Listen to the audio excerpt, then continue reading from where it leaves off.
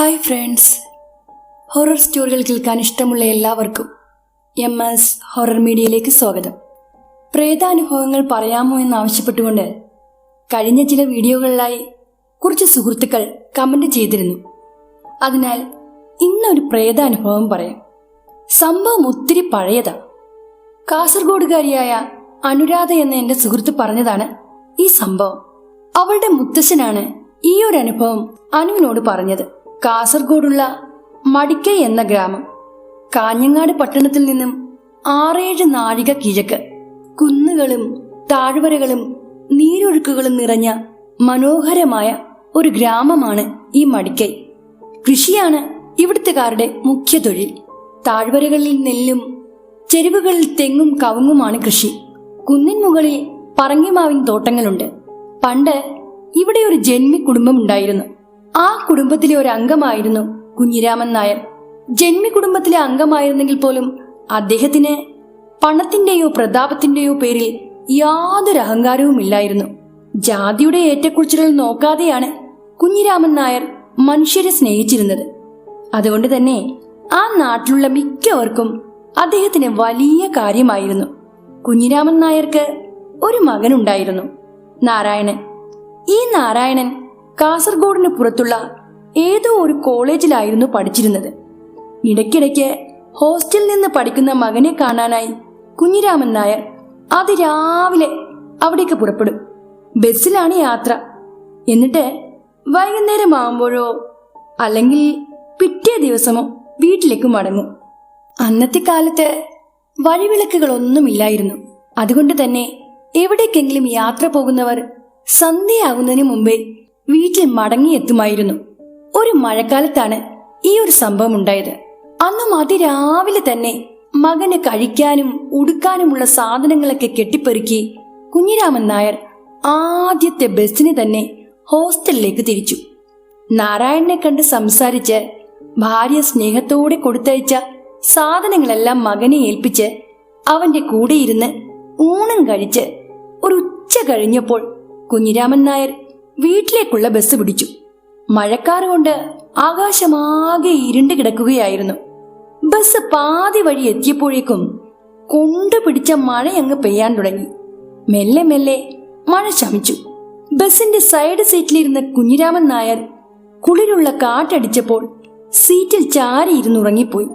പൊടുന്നനെ ബസ് വലിയൊരു കുലുക്കത്തോടെ വഴിയിൽ ഒരിടത്ത് നിന്നുപോയി. ഉറക്കത്തിൽ മുന്നോട്ട് ആഞ്ഞുപോയ കുഞ്ഞിരാമൻ നായർ നടുക്കത്തോടെ ചാടിപ്പിടഞ്ഞെണീറ്റു. ആ സമയത്ത് അദ്ദേഹത്തിന് തന്റെ കഴുത്തിന് നല്ല വേദന അനുഭവപ്പെട്ടു. കഴുത്ത് തിരിക്കാൻ പറ്റാത്ത അവസ്ഥ. പിന്നിലേക്കൊന്ന് നോക്കണമെങ്കിൽ മൊത്തത്തിൽ കറങ്ങി തിരിയണം. ടയർ പഞ്ചറായ ബസ് അറ്റകുറ്റപ്പണികൾ തീർത്ത് വീണ്ടും മുന്നോട്ട് നീങ്ങി. അങ്ങനെ കുറെ അങ്ങ് ചെന്നപ്പോൾ ബസ് വീണ്ടും നിന്നു. അപ്പോഴേക്കും ഇരുട്ട് വീണിരുന്നു. പിന്നീട് യാത്രക്കാരെല്ലാവരും ചേർന്ന് ഉന്തി തള്ളി ഒരുവിധം ബസ് സ്റ്റാർട്ടാക്കി. അന്ന് രാത്രി ഒരു 8 മണിയായപ്പോഴാണ് കുഞ്ഞിരാമൻ നായർ പാടത്തിനടുത്തുള്ള ബസ് സ്റ്റോപ്പിൽ ഇറങ്ങിയത്. ആരെങ്കിലും ആ സ്റ്റോപ്പിൽ ഇറങ്ങാനുണ്ടാവുമെന്ന് വിചാരിച്ച് അദ്ദേഹം അവിടെ തന്നെ കുറച്ചു നേരം നിന്നു. പക്ഷേ കുഞ്ഞിരാമൻ നായർ ബസ്സിൽ നിന്നിറങ്ങിയതും ബെല്ലടിച്ചുകൊണ്ട് മുന്നോട്ട് നീങ്ങിയ ബസ് ഒരു വളവ് തിരിഞ്ഞ് ഇരുട്ടിൽ അപ്രത്യക്ഷമായി. റോഡിനിരുവശത്തും കൂട്ടം കൂടി നിൽക്കുന്ന മരങ്ങളാണ്. അവയുടെ തലപ്പുകൾ കാറ്റിലുലഞ്ഞു. ചുറ്റും ഭയപ്പെടുത്തുന്ന ഇരുട്ട് നിറഞ്ഞു നിന്നിരുന്നു. വീട്ടിലേക്കെത്താൻ അദ്ദേഹത്തിനി 1/2 മണിക്കൂർ നടക്കേണ്ടതുണ്ട്. വയലിന് നടുവിലൂടെയുള്ള വീതി കുറഞ്ഞൊരു ഇടവഴിയിലേക്ക് കയറിയ കുഞ്ഞിരാമൻ നായർ മുന്നോട്ട് നടന്നു നീങ്ങിയതും ഒരു ചെറുമഴ പെയ്യാൻ തുടങ്ങി.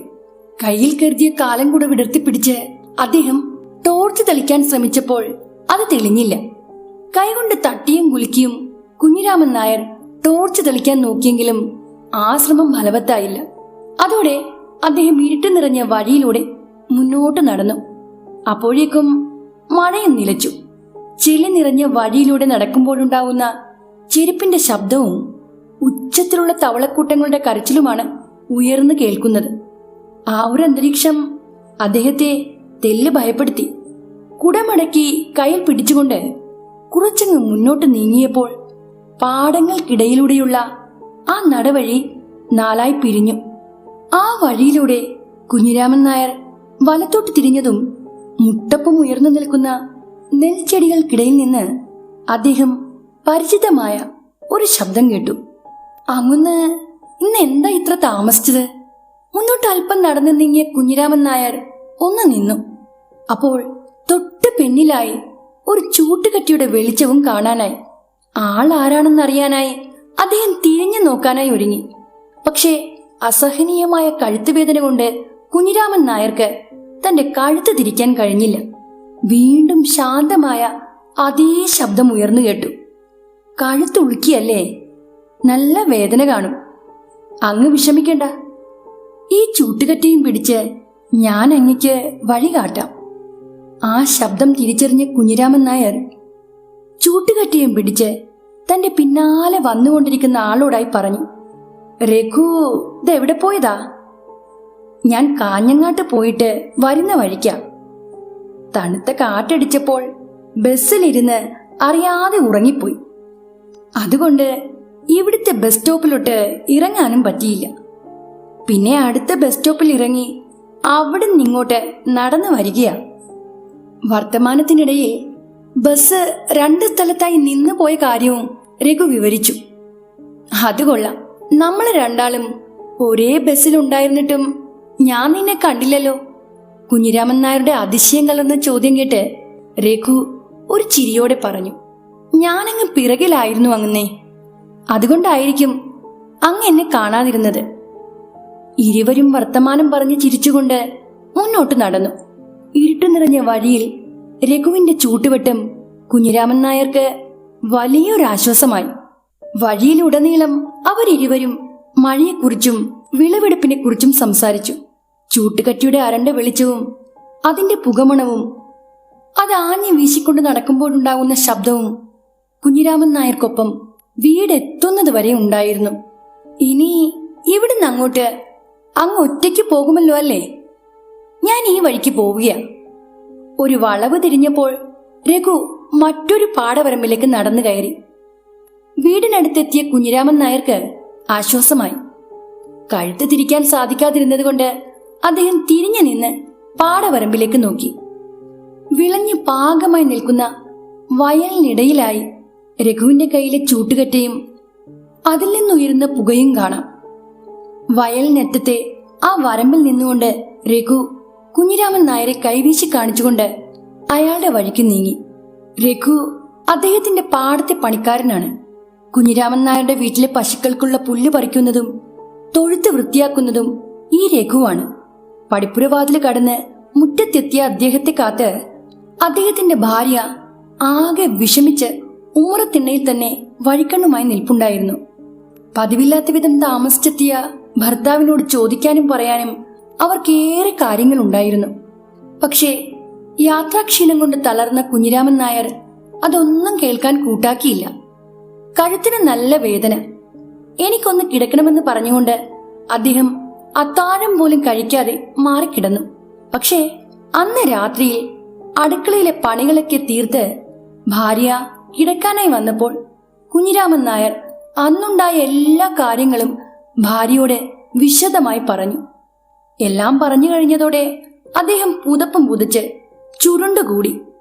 ഭാര്യ എന്തോ പറയാനൊരുങ്ങിയപ്പോൾ എനിക്ക് നല്ല ക്ഷീണം, ഇനി നാളെ ആവട്ടെ എന്ന് പറഞ്ഞുകൊണ്ട് കുഞ്ഞിരാമൻ നായർ ഉറക്കം പിടിച്ചു. അടുത്ത ദിവസം രാവിലെ കതകിൽ ആരോ മുട്ടി വിളിക്കുന്നത് കേട്ടാണ് അദ്ദേഹം ഉറക്കമുണർന്നത്. പുറത്ത് അദ്ദേഹത്തിന്റെ 1-2 സുഹൃത്തുക്കളും പണിക്കാരുമായിരുന്നു. വാതില് തുറന്ന് കണ്ണു തിരുമ്മിക്കൊണ്ട് പുറത്തേക്കിറങ്ങി വന്ന കുഞ്ഞിരാമൻ നായരോടായി അവർ പറഞ്ഞു, അങ്ങ് വേഗം തന്നെ ഞങ്ങളുടെ ഒപ്പം വരണം. ഇപ്പൊ തന്നെ ഏറെ വൈകി. ഇന്നലെ മുതലേ ഞങ്ങളെല്ലാവരും അങ്ങയെ കാത്തിരിക്കുകയാ.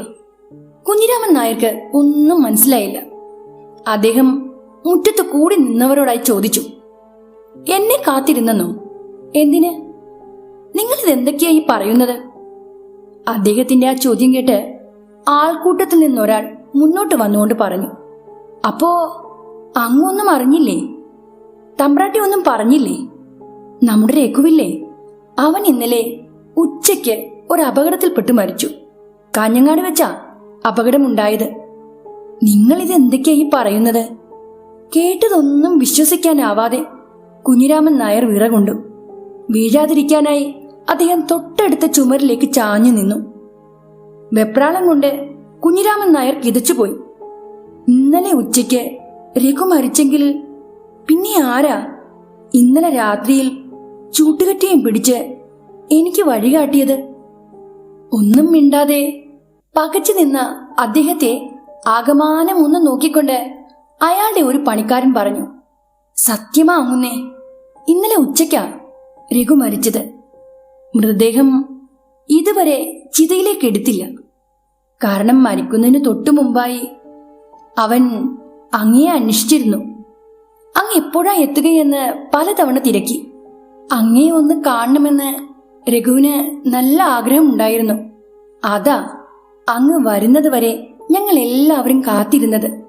അവനെ ചിതയിലേക്ക് എടുക്കുന്നതിന് മുമ്പായി അങ്ങ് ചെന്ന് കാണ്. കുഞ്ഞിരാമൻ നായരുടെ ആ പകപ്പ് മാറിയില്ല. കേട്ടതൊന്നും വിശ്വസിക്കാൻ അദ്ദേഹത്തിനായില്ല. ഇന്നലെ എന്റെ മോനെ കാണാൻ പോയിട്ട് ഞാൻ വൈകിയാ വന്നത്. രാത്രിയിൽ പാടവരമ്പിലെ വഴിയിലൂടെ ഇരുട്ടത്തൊറ്റയ്ക്ക് വന്ന എനിക്ക് വെട്ടം കാണിച്ചു തന്നത് അവനാ. ചൂട്ടുകട്ടിയും വീശി വർത്തമാനവും പറഞ്ഞുകൊണ്ട് എന്റെ തൊട്ടു പിന്നാലെ തന്നെ അവൻ ഉണ്ടായിരുന്നു. ഇന്നലെ രാത്രിയിൽ രഘുവാ എന്നെ വീട് വരെ കൊണ്ടാക്കിയത്. കുഞ്ഞിരാമൻ നായർ പറഞ്ഞത് കേട്ട് അവിടെ കൂടി നിന്നവർ അന്തിച്ചു പോയി. ഞങ്ങൾ എന്തിനാ അങ്ങയോട് കള്ളം പറയുന്നത്? ഇന്നലെ ഉച്ചയ്ക്കാ രഘു മരിച്ചത്. വിശ്വാസമില്ലെങ്കിൽ അങ്ങ് തമ്പ്രാട്ടിയോട് ചോദിക്ക. രഘുവിന്റെ മരണവിവരം അറിയിക്കാൻ ഇന്നലെ ഉച്ചയ്ക്ക് തന്നെ ഞങ്ങൾ ഇവിടെ വന്നിരുന്നു. അപ്പോഴാ അങ്ങ് മകനെ കാണാൻ പോയെന്നറിഞ്ഞത്. വിറയ്ക്കുന്ന ചുവടുകളോടെ കുഞ്ഞിരാമൻ നായർ അവരോടൊപ്പം രഘുവിന്റെ വീട്ടിലേക്ക് നടന്നു. രഘുവിന്റെ ചേതനയറ്റ ശരീരം കണ്ട് കുഞ്ഞിരാമൻ നായർക്ക് സങ്കടം സഹിക്കാനായില്ല. ഒരു പണിക്കാരൻ എന്നതിലുപരി അയാൾ അദ്ദേഹത്തിന്റെ വിശ്വസ്തൻ കൂടിയായിരുന്നു. ചടങ്ങുകളൊക്കെ കഴിഞ്ഞ് നാട്ടുകാരെല്ലാവരും 4 വഴിക്ക് പിരിഞ്ഞുപോയി. രഘു ഒരു നല്ല മനുഷ്യനായിരുന്നു. അവൻ ആരോടും കയർത്തൊന്ന് സംസാരിക്കാറ് പോലുമില്ലായിരുന്നു. എപ്പോഴും ചിരിച്ചുകൊണ്ടേ സംസാരിക്കൂ. ആയിടക്ക് ആളുകൾക്ക് രഘുവിനെ കുറിച്ച് പറയാനേ ഉണ്ടായിരുന്നുള്ളൂ. അത്രമാത്രം അവർക്കെല്ലാവർക്കും രഘുവിനെ ഇഷ്ടമായിരുന്നു. മരണാനന്തര ചടങ്ങുകളെല്ലാം കഴിഞ്ഞ് വീട്ടിൽ തിരിച്ചെത്തിയ കുഞ്ഞിരാമൻ നായരോട് അദ്ദേഹത്തിന്റെ ഭാര്യ വിഷമത്തോടെ പറഞ്ഞു, കഴിഞ്ഞ രാത്രിയിൽ താങ്കളെ ഇവിടെ കൊണ്ടാക്കിയത് രഘുവാണെന്ന് കേട്ടപ്പോൾ ഞാൻ ആകെ വല്ലാതെയായി. അയാളുടെ മരണവിവരം അറിയിച്ചുകൊണ്ട് 1-2 പേർ ഇവിടെ വന്നിരുന്നു. ഞാനത് പറയാൻ ഒരുങ്ങിയപ്പോൾ അങ്ങത് കേൾക്കാൻ കൂട്ടാക്കിയില്ല. അങ്ങ് പറഞ്ഞതിനെക്കുറിച്ച് ആലോചിച്ച് കഴിഞ്ഞ രാത്രിയിൽ എനിക്ക് ഉറങ്ങാനേ കഴിഞ്ഞില്ല. ഭാര്യയുടെ ഏറ്റുപറച്ചിൽ കേട്ടപ്പോൾ കുഞ്ഞിരാമൻ നായർക്ക് ആകെ വിഷമമായി. സത്യമായിട്ടും കഴിഞ്ഞ രാത്രിയിൽ രഘു എന്റെ ഒപ്പം. അന്ന് കഴുത്തിന് വല്ലാത്ത വേദന ഉണ്ടായിരുന്നതുകൊണ്ട് തിരിഞ്ഞു നോക്കാൻ എനിക്ക് പറ്റിയില്ല. അവനെ തൊട്ടടുത്ത് നിന്നുകൊണ്ട് കാണാൻ കഴിഞ്ഞില്ലെങ്കിലും വഴി കാണിച്ചുകൊണ്ട് രഘു എന്റെ പിന്നാലെ തന്നെ ഉണ്ടായിരുന്നു. അന്ന് ഞങ്ങൾ ഒത്തിരി സംസാരിച്ചതാ. കുഞ്ഞിരാമൻ നായരുടെ വിചിത്രമായ ഈ അനുഭവം നാട്ടിൽ പാട്ടായി. രഘുവിന്റെ ആത്മാവിനോടൊപ്പമാണ് അന്ന് രാത്രിയിൽ തമ്പ്രാൻ വീട്ടിലെത്തിയതെന്ന് ചിലരൊക്കെ പറഞ്ഞു നടന്നു. അക്കാര്യം കേട്ടപ്പോൾ ആശ്ചര്യവും അതോടൊപ്പം തന്നെ അവർക്ക് അതിയായ ഭയവും തോന്നി. അങ്ങനെ കുറച്ചു ദിവസം കഴിഞ്ഞപ്പോൾ കുഞ്ഞിരാമൻ നായരുടെ ഒരു പരിചയക്കാരൻ അദ്ദേഹത്തെ കാണാനായി അദ്ദേഹത്തിന്റെ വീട്ടിലെത്തി. അദ്ദേഹത്തിന്റെ ആ സുഹൃത്ത് അവിടെ അടുത്ത് തന്നെയുള്ള ഒരു ക്ഷേത്രത്തിലെ പോറ്റിയായിരുന്നു. സംസാരത്തിനിടയിൽ ഏറെ ദുഃഖത്തോടെ കുഞ്ഞിരാമൻ തന്റെ ആ സുഹൃത്തിനോട് പറഞ്ഞു, ഈയിടെയായി എനിക്ക് തീരെ ഉറക്കമില്ല. നാട്ടുകാര് പറഞ്ഞ് താങ്കളും കാര്യങ്ങളെല്ലാം അറിഞ്ഞു കാണുമല്ലോ അല്ലേ? എന്നാലും മരിച്ചു പോയൊരു വ്യക്തിയെ കാണുക എന്ന് പറയുക, എന്തുകൊണ്ടാണ് എനിക്ക് അങ്ങനെ ഒരു അനുഭവം ഉണ്ടായതെന്ന് എത്ര ആലോചിച്ചിട്ടും എനിക്കങ്ങോട്ട് മനസ്സിലാകുന്നില്ല. കുഞ്ഞിരാമൻ നായർ ആകെ വിഷമത്തിലാണെന്നറിഞ്ഞപ്പോൾ അദ്ദേഹത്തെ ആശ്വസിപ്പിച്ചുകൊണ്ട് പോറ്റി പറഞ്ഞു, അങ്ങനെ ഒരു അനുഭവം എന്തുകൊണ്ടാണ് ഉണ്ടായതെന്ന് ദൈവം തമ്പുരാന് മാത്രമേ അറിയൂ. എന്നാലും എനിക്ക് തോന്നിയ ഒരു സംശയം ഞാൻ പറയാം. കുറച്ച് നാളുകൾക്ക് മുമ്പ് രഘു എന്നെ കാണാൻ വന്നിരുന്നു. അയാള് താങ്കളുടെ കയ്യിൽ നിന്ന് വലിയൊരു തുക കടം വാങ്ങിയിട്ടുണ്ടെന്ന് പറഞ്ഞു. മകന്റെ പഠിത്തത്തിന് വേണ്ടിയായിരുന്നു ആ പണം ചിലവഴിച്ചത്. നാളിതുവരെ ആയിട്ടും ആ പണത്തിന്റെ 1/4 ഭാഗമേ അയാൾക്ക് മടക്കിത്തരാൻ കഴിഞ്ഞുള്ളൂവെന്നും ഏറെ സങ്കടത്തോടു കൂടിയാണ് അന്ന് അയാൾ എന്നോട് പറഞ്ഞത്. കടം കൊടുത്ത പണത്തിന്റെ പലിശയോ ആ പണമോ താങ്കൾ തിരികെ ചോദിച്ചില്ലെങ്കിലും അത് തിരിച്ചു തരാൻ സാധിക്കാത്തതിൽ രഘുവിന് വലിയ വിഷമം ഉണ്ടായിരുന്നു. കടം വീട്ടാൻ പറ്റാത്തതിലുള്ള മനോദുഃഖം അവനെ വല്ലാണ്ട് അലട്ടിയിരുന്നു. അത് വീട്ടുന്നതിന് മുമ്പേ അയാൾക്ക് ഈ ലോകം വിട്ടു പോകേണ്ടി വന്നു. അതുകൊണ്ട് ആ പാവത്തിന് ആത്മശാന്തി കിട്ടിക്കാണില്ലായിരിക്കാം. മരിച്ചിട്ടും ആ കടബാധ്യത കാരണം അവന്റെ ആത്മാവിന് ഇവിടം വിട്ടു പോകാൻ കഴിഞ്ഞു കാണില്ല. കഴിഞ്ഞ രാത്രിയിൽ താങ്കൾക്കൊരു അത്യാവശ്യം വന്നപ്പോൾ അവനെ കൊണ്ടാവുന്നത് പോലെ സഹായിക്കുവാൻ അവൻ താങ്കളുടെ വഴികാട്ടിയായി കൂടെ കൂടിയതാകാനാണ് സാധ്യത. ആ വിധത്തിൽ അവൻ അവന്റെ കടം വീട്ടി. ഇപ്പോൾ രഘുവിന്റെ ആത്മാവിന് മോക്ഷപ്രാപ്തി ലഭിച്ചു കാണും. പോറ്റിയുടെ സംസാരം കേട്ട് കുഞ്ഞിരാമൻ നായരുടെ കണ്ണുകൾ നിറഞ്ഞൊഴുകി. അത് കേട്ടുനിന്ന അദ്ദേഹത്തിന്റെ ഭാര്യയുടെ കണ്ണുകളും ഈറനായി. കഴിഞ്ഞ രാത്രിയിൽ തനിക്കുണ്ടായ വിചിത്രമായ അനുഭവത്തെക്കുറിച്ച് ഓർത്ത് ഭയന്ന് കഴിഞ്ഞ കുഞ്ഞിരാമൻ നായരുടെ ഉള്ളിലെ ആ ഭയം ഐസ് പോലെ ഉരുകിയില്ലാതെയായി.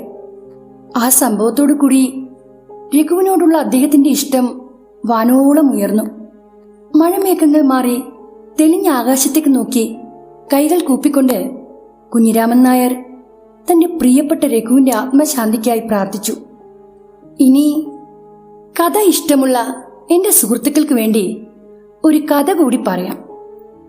വൈകിട്ട് ഒരു 6:30 കഴിഞ്ഞ സമയം 70-നോടടുത്ത് പ്രായമുള്ള ശിവരാമക്കുറുപ്പ് സ്വർണ്ണക്കരയുള്ള വേഷ്ടിയും മേൽമുണ്ടുമൊക്കെ ധരിച്ച് ചന്ദന തൈലമൊക്കെ ദേഹത്ത് പൂശി ഊന്നുവടിയും കയ്യിലേന്തി വീട്ടുമുറ്റത്ത് നിർത്തിയിട്ടിരുന്ന കാളവണ്ടിക്കരികിൽ അക്ഷമയോടെ തന്റെ മകനെ കാത്തു നിൽക്കുകയായിരുന്നു.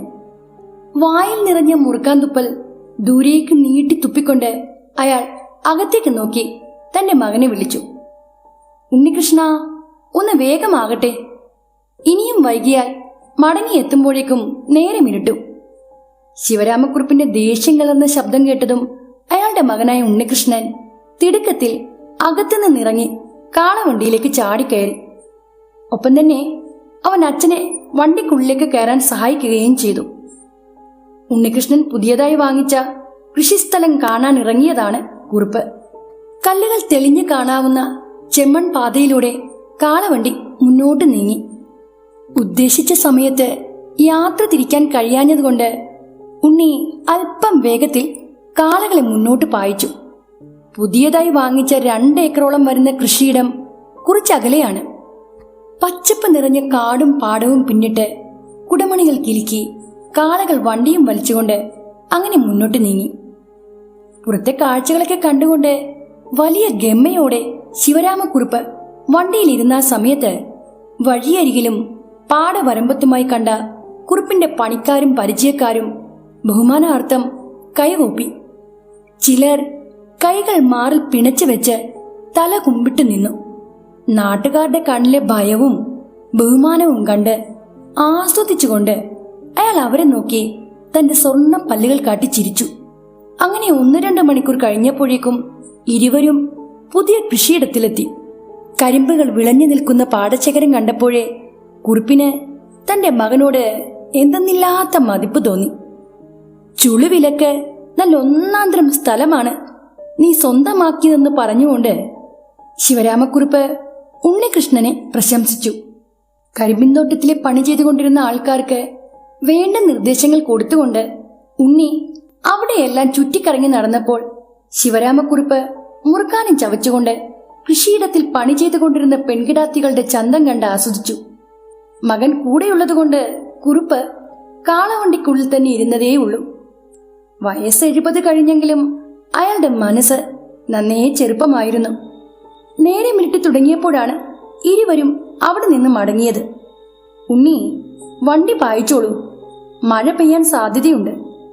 മഴക്കാറ് നിറഞ്ഞ ആകാശത്തേക്ക് നോക്കി ശിവരാമക്കുറുപ്പ് അത് പറഞ്ഞപ്പോൾ ഉണ്ണികൃഷ്ണൻ നാവഞ്ഞൊട്ടിച്ച് ഒരു പ്രത്യേക ശബ്ദമുണ്ടാക്കിക്കൊണ്ട് കാളകളെ മുന്നോട്ട് പായിച്ചു.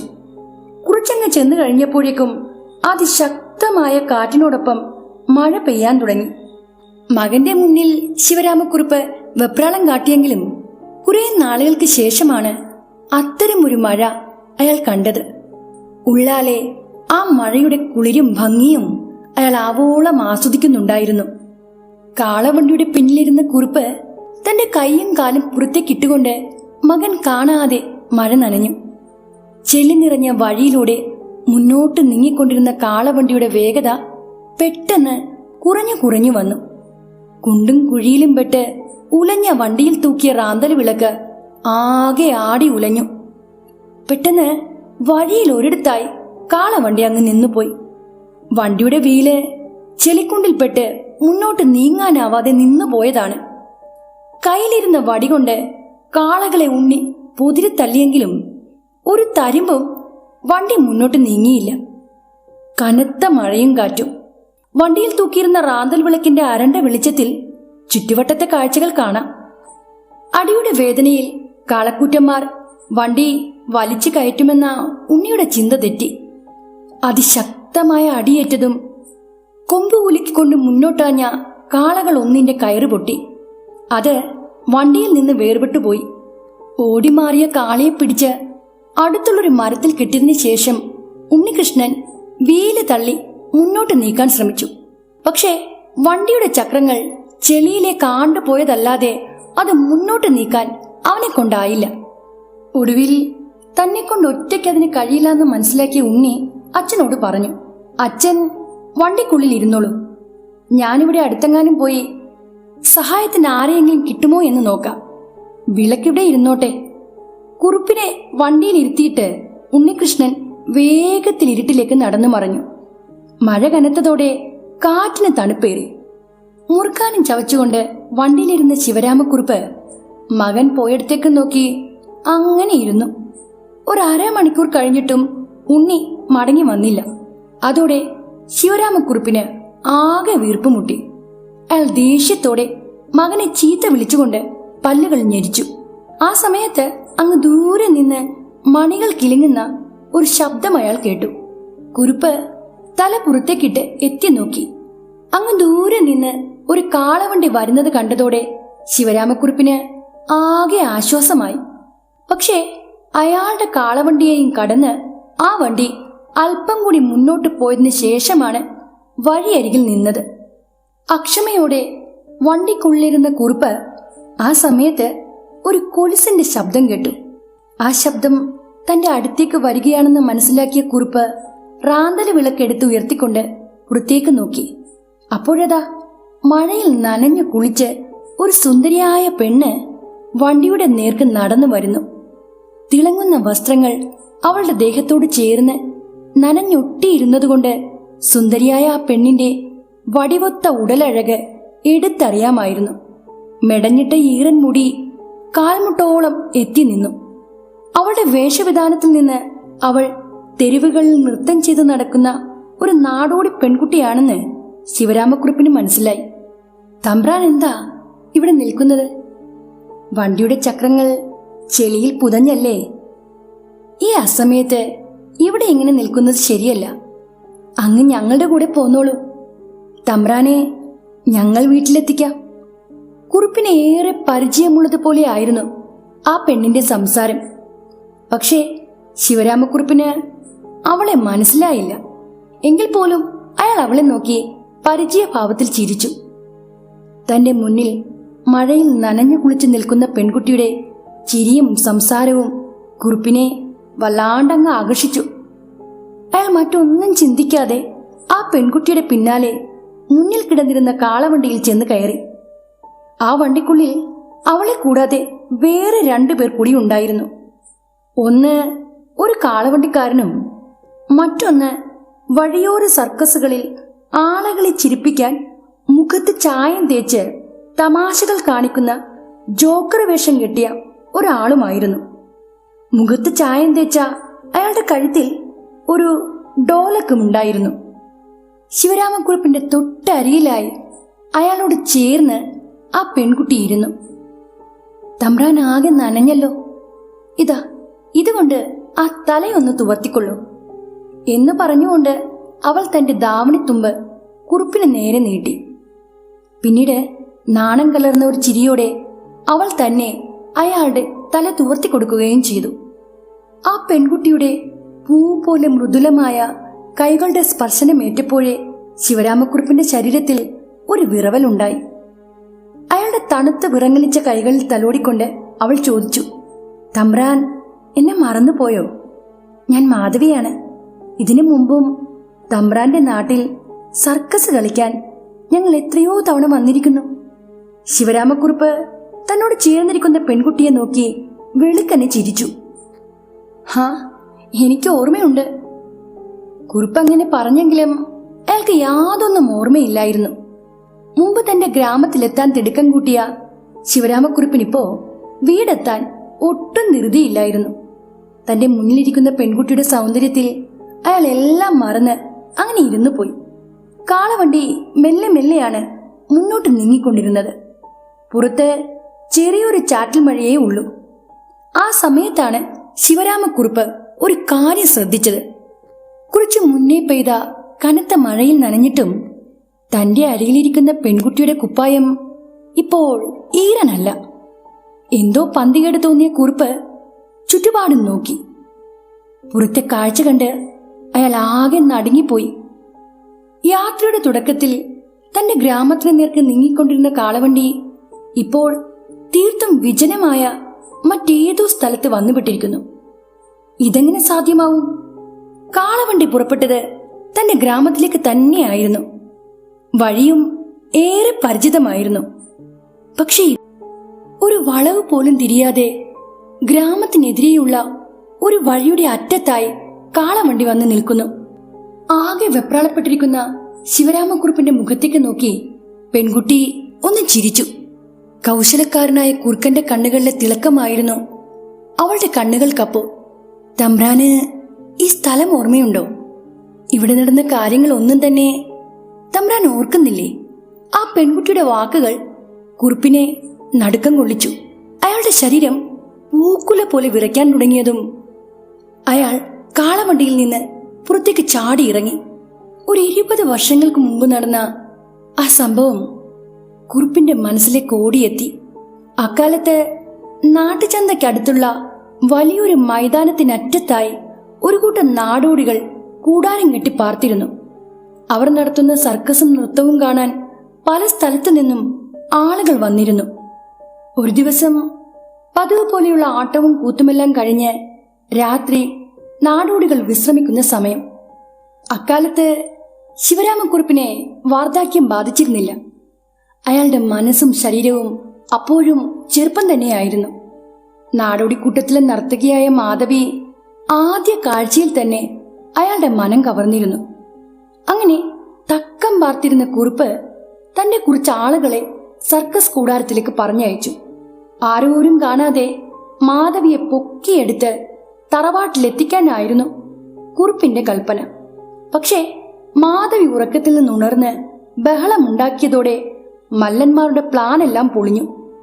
നാടോടികളുടെ തല്ലും കൊണ്ട് കരഞ്ഞു വിളിച്ച് അവർ ശിവരാമക്കുറുപ്പിന്റെ അടുത്ത് മടങ്ങിയെത്തി കാര്യങ്ങൾ വിവരിച്ചു. കലിയിളകിയ ശിവരാമക്കുറുപ്പ് വിശ്വസ്തരായ 5 മല്ലന്മാരെയും ഒപ്പം കൂട്ടി വേഗം തന്നെ നാടോടികൾ താമസിക്കുന്ന ആ മൈതാനത്തേക്ക് വെച്ചുപിടിച്ചു. കുറുപ്പ് മാധവിയെ വലിച്ചിഴച്ച് ഒരു കൂടാരത്തിലേക്ക് കൊണ്ടുപോയ സമയത്ത് ബാക്കിയുള്ളവരെ മല്ലന്മാർ കത്തി കാട്ടി ഭയപ്പെടുത്തി മറ്റൊരു കൂടാരത്തിലേക്ക് മാറ്റി. കുറുപ്പിന്റെ കൈകളിൽ നിന്ന് രക്ഷപ്പെടാൻ മാധവി ആവുന്നത്ര ശ്രമിച്ചു. അവൾ അയാളുടെ കൈകളിൽ കടിക്കുകയും കുതറി മാറാൻ ശ്രമിക്കുകയും ചെയ്തു. പക്ഷേ ഏറെ നേരം അയാളെ എതിർത്ത് നിൽക്കാൻ മാധവിക്കായില്ല. ഒടുക്കം കുറുപ്പ് അവളെ കീഴ്പ്പെടുത്തുക തന്നെ ചെയ്തു. തന്റെ ഇഷ്ടം നിറവേറ്റിയ സന്തോഷത്തിൽ കുറുപ്പ് കൂടാരം വിട്ട് പുറത്തേക്ക് പോകാൻ ഒരുങ്ങിയതും എല്ലാം നഷ്ടമായ ദുഃഖത്തിൽ മാധവി കണ്ണിൽ കണ്ട ഒരു ഇരുമ്പ് ദണ്ടെടുത്ത് ശിവരാമക്കുറുപ്പിനെ കുത്തി വീഴ്ത്താൻ ഒരുങ്ങി. ഇരുമ്പ് ദണ്ടുമായി അലറിക്കൊണ്ട് തന്റെ അരികിലേക്ക് പാഞ്ഞു വന്ന മാധവിയെ കുറുപ്പ് ധൈര്യപൂർവ്വം നേരിട്ടു. അവളുടെ കയ്യിലിരുന്ന മൂർച്ചയേറിയ ആ ഇരുമ്പ് ദണ്ട് അയാൾ അവളുടെ ഉദരത്തിലേക്ക് തന്നെ കുത്തിയിറക്കി. ഉദരം തുളച്ച് മറുവശത്തേക്കെത്തിയ ഇരുമ്പ് ദണ്ടുമായി മാധവി ഒരലർച്ചയോടെ നിലത്തേക്ക് വീണു പിടഞ്ഞു. ചോരയിൽ നനഞ്ഞു കുളിച്ച അവളുടെ തുറിച്ചുന്തിയ കണ്ണുകൾ അവസാന സമയത്തും ശിവരാമക്കുറുപ്പിന്റെ നേർക്കായിരുന്നു. മാധവിയുടെ അലറിക്കരച്ചിൽ കേട്ട് അവിടേക്ക് പാഞ്ഞു വന്ന 2 നാടോടി പയ്യന്മാരെയും ശിവരാമക്കുറുപ്പ് അപ്പോൾ തന്നെ കൊന്നു തള്ളി. എല്ലാം കഴിഞ്ഞ് കൂടാരത്തിൽ നിന്ന് പുറത്തേക്കിറങ്ങി വന്ന കുറുപ്പ് ബാക്കിയുണ്ടായിരുന്ന നാടോടികളെ ഭീഷണിപ്പെടുത്തി. ഇവിടെ നടന്ന കാര്യങ്ങളെങ്ങാനും പുറത്തറിയാനിടയായാൽ നിങ്ങളെയും ഇതുപോലെ കൊന്നൊടുക്കും. സർക്കസ് കൂടാരത്തിലുണ്ടായ തീപിടുത്തത്തിൽ ഇവര് മരിച്ചെന്നേ പുറത്തുള്ളവർ അറിയാൻ പാടുള്ളൂ. കുറുപ്പിന്റെ ഭീഷണിയിൽ പേടിച്ചരണ്ടുപോയ നാടോടി കുടുംബം ജീവനും കൊണ്ട് ആ രാത്രിയിൽ തന്നെ രായ്ക്ക് രാമാനം നാടുവിട്ടു. പിന്നീട് കുറുപ്പിന്റെ ആളുകൾ ആ 3 ജഡങ്ങൾ കിടന്ന കൂടാരത്തിന് തീ കൊളുത്തി. പഴയ ഓർമ്മകളിൽ പെട്ടുപോയ കുറുപ്പ് നടുക്കത്തോടെ നാലുപാടും നോക്കി. ആ സമയത്ത് അന്തരീക്ഷത്തിലുയർന്ന കത്തിക്കരിഞ്ഞ ജഡത്തിന്റെ ദുർഗന്ധം മൂക്കിലേക്ക് തുളച്ചു കയറിയപ്പോൾ അയാൾ ആകെ വിരണ്ടുപോയി. താനിപ്പോൾ നിൽക്കുന്നത് പണ്ട് ആ നാടോടികൾ വന്ന് തമ്പടിച്ച മൈതാനത്താണെന്ന് തിരിച്ചറിഞ്ഞതോടെ കുറുപ്പിനാകെ വെപ്രാളമായി. എത്ര ശ്രമിച്ചിട്ടും അയാൾക്ക് അവിടെ നിന്ന് അനങ്ങാനേ കഴിഞ്ഞില്ല. ഭയന്ന് വിറച്ചുപോയ ശിവരാമക്കുറുപ്പ് അടുത്ത നിമിഷം തന്നെ നിലത്തേക്ക് വീണു. ചുറ്റും കനത്ത ഇരുട്ട്. മുന്നിൽ നിർത്തിയിട്ടിരുന്ന കാളവണ്ടിയും കണ്ണിൽ നിന്ന് മറഞ്ഞിരിക്കുന്നു. പൊടുന്നനെ തന്റെ ഇരുവശത്തുമായി വികൃതമായ 2 ആൾരൂപങ്ങൾ കുത്തിയിരിക്കുന്നതായി കുറുപ്പ് കണ്ടു. തീക്കനൽ പോലെ കത്തിയെരിയുന്ന 2 ജഡങ്ങൾ. അപ്പോൾ പെയ്തു തുടങ്ങിയ ചാറ്റൽ മഴയിൽ പോലും അവരുടെ ശരീരത്തിലെ ആ കനൽത്തിളക്കം അതണഞ്ഞില്ല. ചുടലയിൽ നിന്ന് എണീറ്റ് വന്നതുപോലെയുള്ള ആ രൂപങ്ങളുടെ ശരീരം തീക്കനൽ പോലെ അപ്പോഴും കത്തി ജ്വലിക്കുന്നുണ്ടായിരുന്നു. അവരുടെ തിളങ്ങുന്ന കണ്ണുകളുടെ നോട്ടം നേരിടാനാവാതെ കുറുപ്പ് അലറിക്കരഞ്ഞു. പക്ഷേ എത്ര തന്നെ ശ്രമിച്ചിട്ടും നിലത്ത് നിന്ന് എണീക്കാൻ അയാൾക്കായില്ല. കാരണം കത്തിക്കരിഞ്ഞ മറ്റൊരു രൂപം അയാളുടെ നെഞ്ചിന് മുകളിൽ കയറിയിരിക്കുകയായിരുന്നു.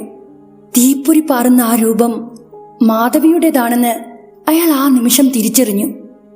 ശിവരാമക്കുറുപ്പ് അലറിക്കരയാൻ ശ്രമിച്ചു.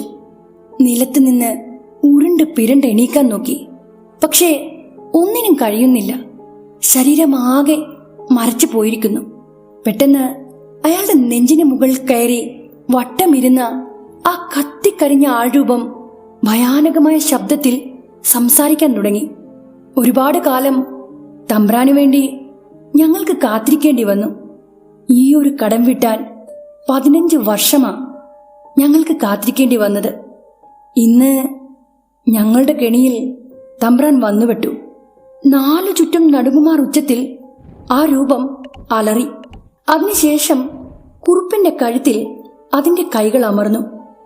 മരണവെപ്രാളത്തിൽ കണ്ണുകൾ പുറത്തേക്ക് തുറിച്ചുന്തിയ അയാളുടെ നെഞ്ച് മറ്റു 2 രൂപങ്ങൾ ചേർന്ന് വലിച്ചു കീറി. കുറച്ച് നിമിഷങ്ങൾ കൊണ്ട് തന്നെ ശിവരാമക്കുറുപ്പിന്റെ ജീവൻ പൊലിഞ്ഞുപോയി. അങ്ങനെ ചെയ്ത പാപങ്ങളുടെ ശിക്ഷ അയാൾ ഏറ്റുവാങ്ങി.